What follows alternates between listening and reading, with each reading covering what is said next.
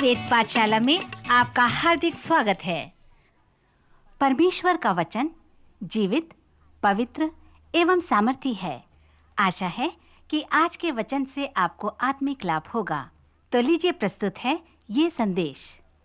नमस्कार श्रोता, कृपया पवित्र शास्त्र अपने हाथों में लेकर एक बार फिर से परमेश्वर का वचन अध्ययन करने के लिए मेरे साथ सम्मिलित हो जाएं। वेद पाठशाला के लिए हमारा जो वचन है, हमारा जो शब्द है, वो है संपूर्ण वचन संपूर्ण संसार के लिए।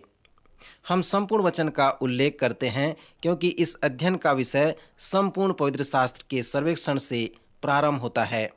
हमारे सर्वेक्षण ने हमें पवित्र शास्त्र के 8वें पुस्तक अर्थात रूत के पुस्तक तक ले आया है।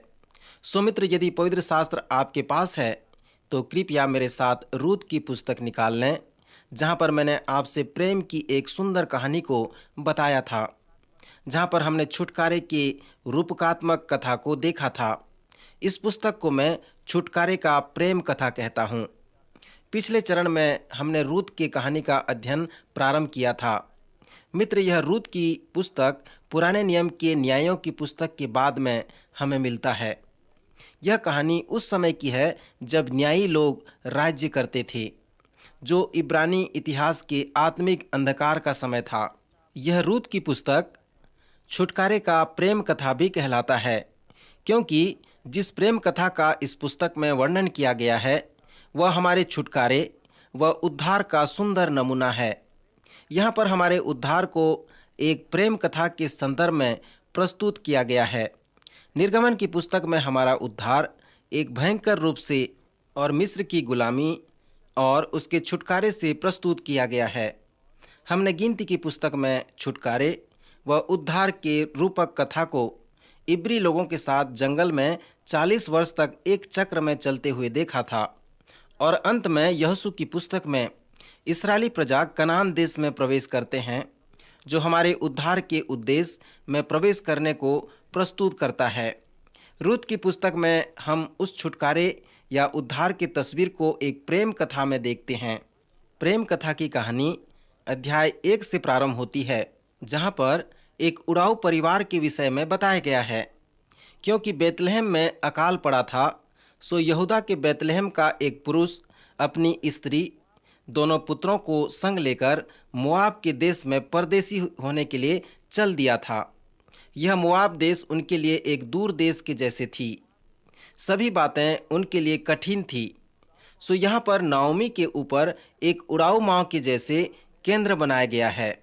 उसने मोआब में अपने पति और अपने दोनों पुत्र से रहित हो गई थी, परंतु इसके पहले कि उसके दोनों पुत्रों की मृत्यु हुई, वो मोआबी स्त्री से विवाह कर लिए थे।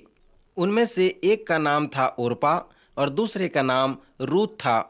सो यह रूत उस प्रेम कहानी का केंद्र बन गई।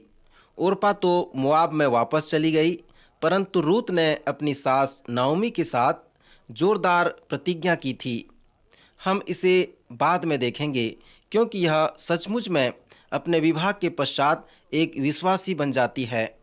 सो ये दोनों महिलाएं अर्थात नाओमी और रूत बेतलहम को वापस चल देते हैं। सो जैसे वे बेतलहम पहुंचते हैं, पहले अध्याय के अंत में नाओमी एक परमेश्वर की संतान के समान चित्रित की गई है, जो घर वापस आती है। सो यही शब्द आप पहले अध्याय के अंत में कई बार प्राप्त करेंगे, अर्थात उसने कहा कि मैं वापस जाऊंगी। जिस प्रकार उड़ाऊ पुत्र ने अपने पिता के घर वापस जाने का निर्णय किया, उसी प्रकार नाओमी ने बेतलहम जाने का निर्णय किया। सो जब वो वहाँ पहुंची, परमेश्वर का अनुग्रह उसकी प्रतीक्षा कर रहा था। परमेश्वर ने नाओमी के प्रति अपना प्रेम व अनुग्रह को विभिन्न तरीकों से प्रकट किया। पवित्र शास्त्र के इस पुस्तक में रूत, जो एक मोआबिन बहू थी, वह परमेश्वर के परिवार की नहीं थी। हम देखेंगे कि क्यों परमेश्वर ने छुटकारे के लिए अपना प्रेम व अनुग्रह को इस स्त्री के लिए प्रकट किया। जैसे हम देखते हैं कि रूत को क्या होता है जब वह अपने सास नाओमी के साथ बेतलहम को वापस आती है। इसमें हम अपने छुटकारे व उद्धार के एक सुंदर तस्वीर को देखते हैं। हमने कहा कि परमेश्वर ने अपना अनुग्रह उस पर प्रकट किया, क्योंकि सर्वप्रथम दूसरे अध्याय में उसने खेत में सीला बीनने को गई। सो यह वह व्यवस्था थी जिसे परमेश्वर ने लय व्यवस्था की पुस्तक के 19वें अध्याय के 9 और 10 पद में बताया है, जहां पर बताया गया है कि जब तुम खेत काटो तब तुम खेत के कोने कोने तक मत काटना, और कटे हुए खेत की गिरी पड़ी बालों को न चुनना, और अपनी दाख की बारी का दाना दाना न तोड़ लेना, और झड़े हुए अंगूरों को न बटोरना। उन्हें दीन व परदेसी लोगों के लिए अर्थात रूत जैसे लोगों के लिए छोड़ देना। सो रूत को उस व्यवस्था के विषय में मालूम थी, इसलिए उसने भोजन के लिए खेत में सीला बीनने चली गई। रूत की पुस्तक में व्यवस्था द्वारा रिश्तेदारों के छुटकारे की महत्वपूर्ण सच्चाई को बताया गया है। रूत की सास नाओमी के पास ऐसा रिश्तेदार है जो धनी कुटुंबी है। उसका नाम बोअज है। दूसरे अध्याय के 3 पद में हम पढ़ते हैं कि रूत खेत में सीला बीनने चली जाती है। सो जिस खेत में वह संयोग से गई थी वह एलीमेलेक के कुटुंबी बोअज का था। अब मित्र, मैं आपसे पूछता हूँ कि क्या यह ऐसे ही हो गया? क्या आप सोचते हैं कि रूत उस खेत में संयोग से गई हुई थी? इस बात के विषय में हम तब विचार करेंगे जब हम मत्ती के सुसमाचार के पहले अध्याय में आएंगे। बोअज एवं रूत प्रभु यीशु मसीह के परिवार के वंश वृक्ष में से आते हैं। क्या आप सोचते हैं कि इन दो लोगों का जो विवाह हुआ उसे परमेश्वर जानता था कि उसके अगुवाई के द्वारा मसीहा आने वाला है? क्या आप सोचते हैं कि यह संयोगवश हुआ? स्पष्ट रूप से यह ईश्वरी था। रूत उस खेत में गई जो बोअज का था। फिर 4 पद में लिखा है कि बोअज बैतलहम से आया और आकर लौने वालों से कहने लगा, यहोवा तुम्हारे संग रहे। और वे उससे बोले, यहोवा तुझे आशीष दे। मित्र, यह एक मालिक और मजदूर के मध्य एक अच्छा संबंध है। क्या यह अच्छा नहीं होगा जब हम अपने दैनिक कार्य इस तरह से प्रारंभ करें कि यहोवा तुम्हारे संग रहे और यहोवा तुझे आशीष दे? फिर 5वां पद कहता है कि बोअज ने उस सेवक से पूछा जिसे उसने लौने वालों के ऊपर ठहराया था कि वह किसकी कन्या है। मित्र, क्या आप जानते हैं कि यह कैसे अनुवाद किया गया? यहाँ पर सचमुच में बोअज प्रेम में उतर आया था। उसने एक सुंदर स्त्री को अपने खेत में सीला बीनते हुए देखा। रूत के नाम का अर्थ है सुंदर, खूबसूरत या गुलाब की कली।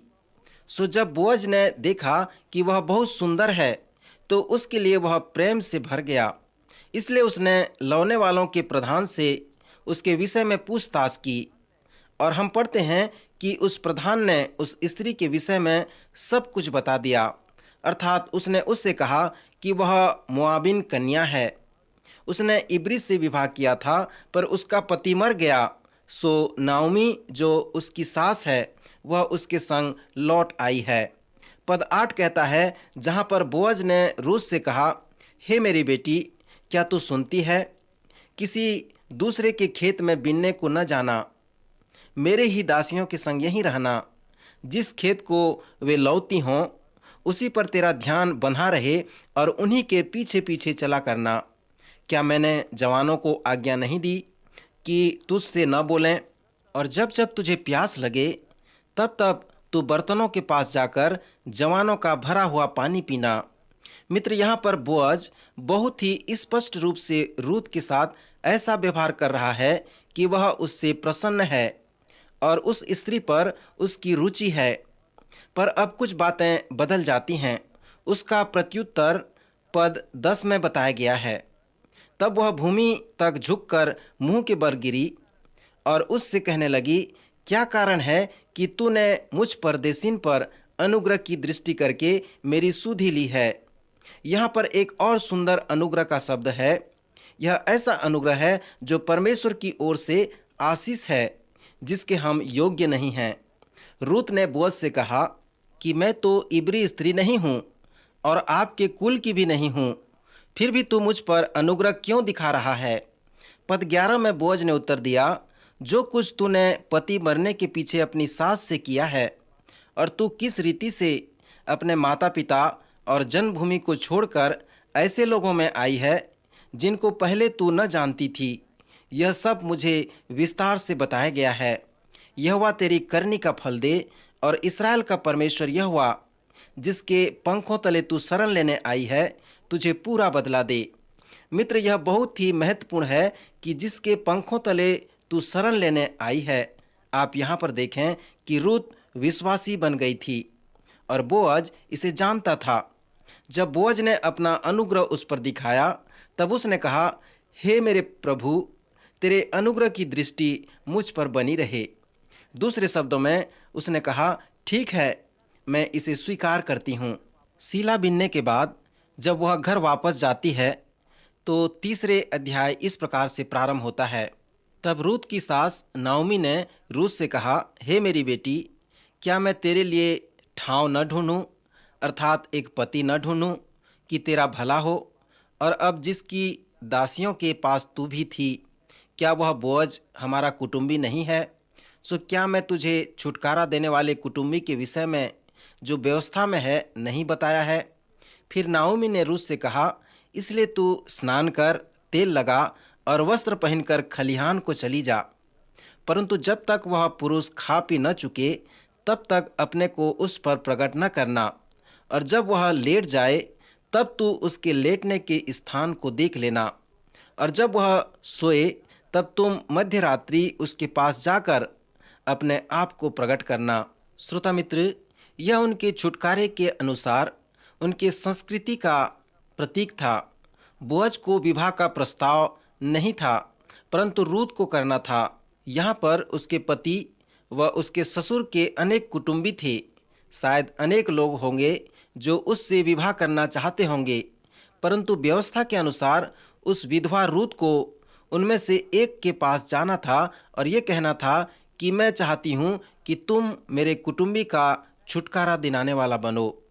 अध्याय 3 में उसने जो किया वो वास्तव में उचित था। यह विवाह का प्रस्ताव था। परमेश्वर की व्यवस्था के अनुसार विवाह उस रात पक्का होना था, परंतु हम पढ़ते हैं कि ऐसा नहीं हुआ। परंतु परमेश्वर की व्यवस्था के अनुसार विवाह का प्रस्ताव रखा गया। सो जब रूत बोआज के पास गई तो यह कोई अनुचित नहीं था। बोअज ने रूत से कहा, हे मेरी बेटी, यहोवा की ओर से तुझ पर आशीष हो, क्योंकि तूने अपनी पिछली प्रीति पहले से अधिक दिखाई। क्योंकि तू क्या धनी क्या कंगाल और किसी जवान के पीछे नहीं लगी। सो स्पष्ट रूप से बोअज एक वृद्ध व्यक्ति था। फिर उसने रूत से कहा, इसलिए अब हे मेरी बेटी मत डर, जो कुछ तू कहेगी मैं तेरे लिए करूँगा, परंतु तू अभी अपने सास के पास चली जा। क्योंकि पुराने नियम की इब्री व्यवस्था के अनुसार स्त्री को वह प्रस्ताव रखना था, और जब उसने ऐसा किया तब उसके प्रेमी ने उसे कुछ आवश्यक बातों को बताया। इस पुस्तक के 4 अध्याय के प्रारंभिक पदों में हम देखते हैं कि वह विवाह के लिए अदालत की व्यवस्था कर रहा था ताकि न्यायोचित विवाह हो सके। जब रूत ने यह प्रस्ताव रखा तब उसके दूसरी सुबह बोअज ने अदालत बैठा दी। जब बोअज ने उस कुटुंबी को देखा तब उसने उससे कहा, हे फुलाने, इधर आकर यहीं बैठ जा। तब वह उधर जाकर बैठ गया। उस व्यक्ति का नाम यहाँ पर नहीं बताया गया है। हम पढ़ते हैं कि बोअज ने 10 लोगों को एकत्रित किया। सो यहूदी धर्म के अनुसार यह न्यायोचित तरीका था। जब भी वो किसी व्यवस्था या किसी भी बात के लिए बैठते थे तो उनमें 10 लोगों का होना अवश्य था, तभी वो उचित माना जाता था। सो उस अदालत में बोअज ने उस व्यक्ति से कहा, तू एलीमेलेक को तो जानता है, वो हमारा कुटुंबी था। उसने मोआब चला गया और वहाँ पर उसकी मृत्यु हो गई।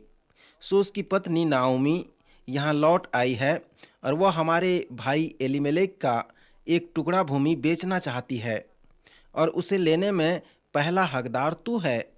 यदि तू उसको छुड़ाना चाहे तो छुड़ा, और यदि तू छुड़ाना न चाहे तो मुझको बता दे ताकि मैं समझ लूँ। उसने कहा, मैं उसे छुड़ाऊँगा। फिर बोअज ने कहा, जब तू उस भूमि को नाओमी के हाथ से मोल ले तब उसे रूत मोआबिन के हाथ से भी, जो मरे हुए की स्त्री है, इस मनसा से मोल लेना पड़ेगा कि मरे हुए का नाम उसके भाग में स्थिर कर दे। मुझे ऐसा लगता है कि बोअज ने उसे ऐसे बतलाया कि रूत एक बूढ़ी मोआबिन स्त्री है।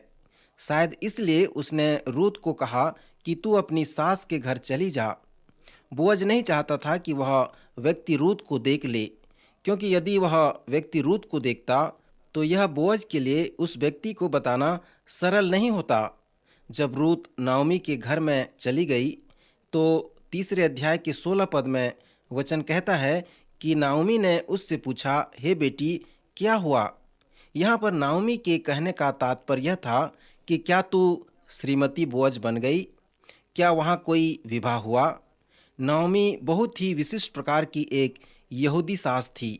फिर नाओमी ने रूत से कहा, बेटी, चिंता मत कर, चुपचाप बैठी रह, क्योंकि आज उस पुरुष को यह काम बिना निपटाए चैन नहीं पड़ेगा।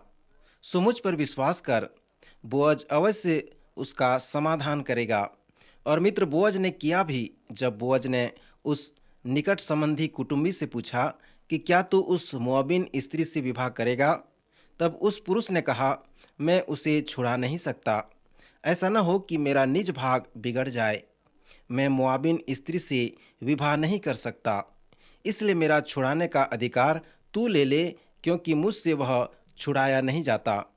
तब बोअज ने वृद्धों और सभी लोगों से कहा, तुम आज सब इस बात के साक्षी हो। कृपया इसे अपने लेखे में लिख लो कि एलीमेलेक का जो कुछ भी है उस सब को मैं छुड़ाता हूँ, और मैं उस मोआबिन स्त्री रूत को भी छुड़ा लेता हूँ। मित्र, जैसे हमने कहा था कि यह छुटकारे का एक बहुत अच्छा तस्वीर है। छुड़ाना या मुक्त करने का अर्थ है खरीदना और वापस लाना। प्रकाशित वाक्य के 5वें अध्याय में एक छुटकारे का सुंदर तस्वीर है, जहाँ पर स्वर्ग के सिंहासन के विषय में बताया गया है।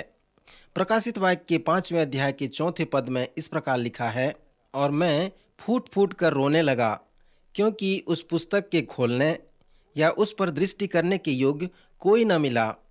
प्रकाशित वाक्य के 5वें अध्याय की कहानी यह है, जो सिंहासन पर बैठा था, मैंने उसके दाहिने हाथ में एक पुस्तक देखी, जो भीतर व बाहर लिखी हुई थी, और वह 7 मुहर लगाकर बंद की गई थी। समस्या यह थी कि उस मुहर को तोड़कर उस पुस्तक को खोलने के योग्य कोई नहीं था। विद्वान विश्वास करते हैं कि उस सूची में उन स्त्रियों का कर्जा लिखा होता था जिन्हें छुटकारे की आवश्यकता थी। स्मरण करें कि इसके पहले कि वह छुटकारा देने वाला कुटुंबी उस सूची को देखे जहां पर उस स्त्री के विषय में कर्जा लिखा है, उसे अपनी योग्यता और अपने स्वयं की इच्छा को दिलाना होता था।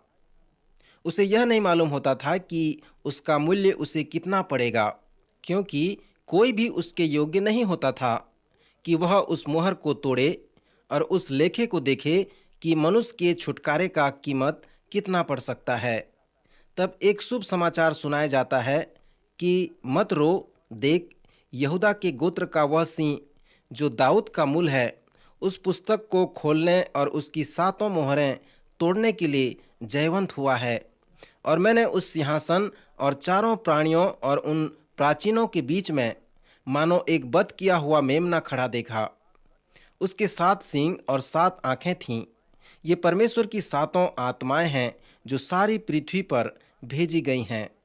उसने आकर उसके दाहिने हाथ से जो सिंहासन पर बैठा था वह पुस्तक ले ली, और जब उसने पुस्तक ले ली तो वे चारों प्राणी और 24 प्राचीन उस मेमने के सामने गिर पड़े, और हर एक के हाथ में वीणा और धूप से भरे हुए सोने के कटोरे थे। ये तो पवित्र लोगों की प्रार्थनाएं थीं, और वे यह नया गीत गाने लगे कि तू इस पुस्तक के लेने और उसकी मुहर खोलने के योग्य है, क्योंकि तूने वध होकर अपने लहू से हर एक कुल और भाषा और लोग और जाति में से परमेश्वर के लिए लोगों को मोल लिया है। यहाँ पर जो छुटकारे के विषय बताया गया है वह रूत के पुस्तक में प्रमाणित होता है। सो जब बोअज अदालत गया, जिसका वर्णन 4 अध्याय में है, तब वह न्यायोचित रूत को छुटकारा दिलाया। बोअज ने रूत को 2 तरीकों से छुटकारा दिलाया। प्रथम, उसने सारी कर्ज चुकाया और उसे खरीद लिया, और फिर विवाह करके उसने रूत के साथ संबंध स्थापित किया। सो उस विवाह संबंध से उसने रूत को परमेश्वर के परिवार में वापस ले आया। रूत का छुटकारा हमारे छुटकारे के लिए दो बातों को चित्रित करती है। हमारा छुटकारा प्रभु यीशु मसीह के मृत्यु और उसके पुनरुत्थान के ऊपर केंद्रित है। सो जब प्रभु यीशु मसीह की मृत्यु हमारे छुटकारे से संबंधित है, तो इसका क्या अर्थ और क्या महत्व हो सकता है? प्रभु यीशु मसीह के मृत्यु का महत्व यह है कि उसकी मृत्यु एक दाम है जो हमें खरीदने के लिए और परमेश्वर के परिवार में वापस लाने के लिए उसे पटाना आवश्यक था, क्योंकि आदि में परमेश्वर और मनुष्य का एक पवित्र संबंध था। उत्पत्ति की पुस्तक हमें बताता है कि परमेश्वर ने हमें ऐसी सृष्टि बनाया कि हम चुनाव कर सकते हैं। जैसे मनुष्य आज भी चुनता है और परमेश्वर से अलग हो जाता है, वह उसकी संगति से दूर चला जाता है। सो परमेश्वर मनुष्य के पीछे जाता है और उसे खरीदता है और पुनः उसे अपने संबंध में वापस ले आता है। पवित्र शास्त्र इसे छुटकारा कहता है। सो कैसे परमेश्वर ने मनुष्य को छुटकारा दिलाया? परमेश्वर ने क्रूस पर अपने पुत्र की मृत्यु के द्वारा मनुष्य को वापस खरीद लिया। पतरस ने कहा है कि यह छुटकारा सोने चांदी अर्थात नाशमान वस्तुओं से नहीं हुआ, परंतु निर्दोष और निष्कलंक मेमने अर्थात यीशु मसीह के बहुमूल्य लहू के द्वारा हुआ है। सो पतरस के कहने का अर्थ यह है कि यह उस व्यवस्था के जैसे अर्थात कुटुंबी के छुटकारे के जैसे है। सो यहाँ पर हम अधूरे छुटकारे को देखते हैं। बोअज एवं रूत के मध्य का विवाह छुटकारे के दूसरे आयाम को चित्रित करता है। प्रभु यीशु मसीह मुर्दों में से जी उठे और वो हमारे हृदय के दरवाजे को खटखटा रहे हैं। प्रभु यीशु मसीह हमसे चाहते हैं कि हम हृदय के दरवाजे को खोलकर उसे अंदर बुलाएं और उसका स्वागत करें। पुनर्जीवित प्रभु यीशु मसीह हमसे संबंध स्थापित करना चाहते हैं। सो वह संबंध यहाँ पर प्रेम के संबंध को वर्णन करता है। प्रभु यीशु मसीह दूल्हा हैं और हम दुल्हन हैं। सो हमारे इस छुटकारे में कुछ विश्वास करना है और कुछ प्राप्त करना है। सो यह छुटकारे का दूसरा आयाम है जो हमारे लिए इस रूत की पुस्तक में चित्रित किया गया है। रूत मेरा व आपका तस्वीर है। सो जब हम प्रभु यीशु मसीह पर विश्वास करते हैं, परमेश्वर के पास आते हैं, तो छुटकारे के लिए हमारी आशा क्या है?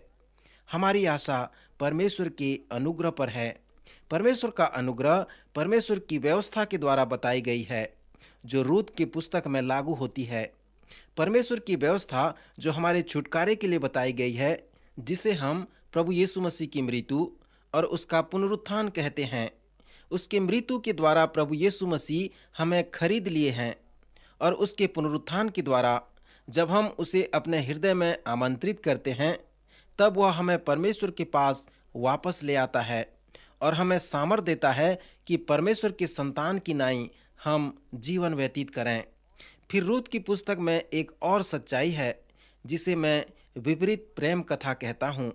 हमारी संस्कृति में पुरुष स्त्री का चुनाव करता है, परंतु यहाँ पर इस छुटकारे की व्यवस्था के कारण हमने बताया कि रूत ने अपना विवाह प्रस्ताव बोअज के लिए रखा।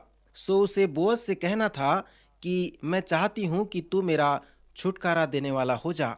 सो मित्र, हमारे छुटकारे के लिए भी यही बात सत्य है। बोअज ने जो किया वह था कि उसने यह प्रकट किया कि वह रूत से बहुत प्रीति रखता है और उसे छुड़ाना चाहता है, परंतु रूत को पहले कहना था। हमें कहा गया है कि प्रभु यीशु मसीह हमारे हृदय के दरवाजे के पास खड़े हैं। वह बार बार खटखटा रहे हैं और वहीं पर वे खड़े हैं। प्रभु यीशु चाहता है कि हम अपने हृदय के दरवाजे को खोल दें और उस प्रभु और उद्धारकर्ता से कहें कि वह हमारे जीवन में आए और हमें नियंत्रण करे और हम उसके साथ बने रहें और उससे संगति करते रहें। परंतु सामान्य विश्वासी ऐसे नहीं करते। हमें प्रभु यीशु मसीह से कहना है कि प्रभु, मैं चाहता हूँ कि तू मेरा छुटकारा देने वाला बन जा। मैं चाहता हूँ कि तू मुझे अपने मृत्यु द्वारा खरीद ले और अपनी संगति में ले ले।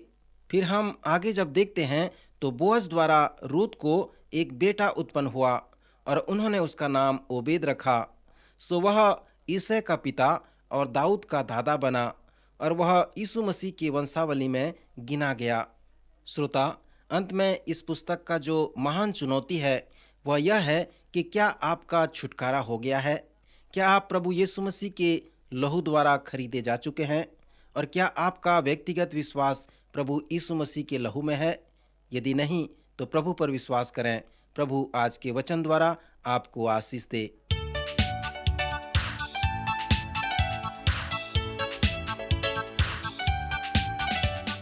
प्रिय श्रोताओ, अभी आप सुन रहे थे हमारा ये कार्यक्रम वेद पाठशाला। श्रोताओं, आपको ये जानकर खुशी होगी कि हमारे पास इस अध्ययन से संबंधित नोट्स उपलब्ध हैं, जिन्हें हम सभी श्रोताओं को निशुल्क भेजना चाहते हैं। यदि आप इसे प्राप्त करना चाहते हैं तो हमें इस पते पर लिखें।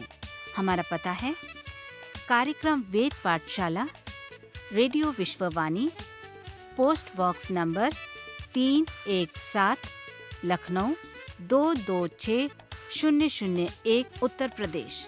हमारा पता एक बार फिर सुन लीजिए। कार्यक्रम Ved Pathshala, radio Vishwavani, post box number 317, Lucknow 226001, Uttar Pradesh. और हाँ श्रोताओ, अब आप हमसे ईमेल के द्वारा भी संपर्क कर सकते हैं। हमारा ईमेल आईडी है hindiembassy@radiovv.org, hindiembassy@radiovv.org। और इसी के साथ हमारे आज के कार्यक्रम का समय समाप्त होता है। अगले कार्यक्रम में आपसे फिर भेंट होगी। तब तक के लिए आज्ञा दीजिए। नमस्कार।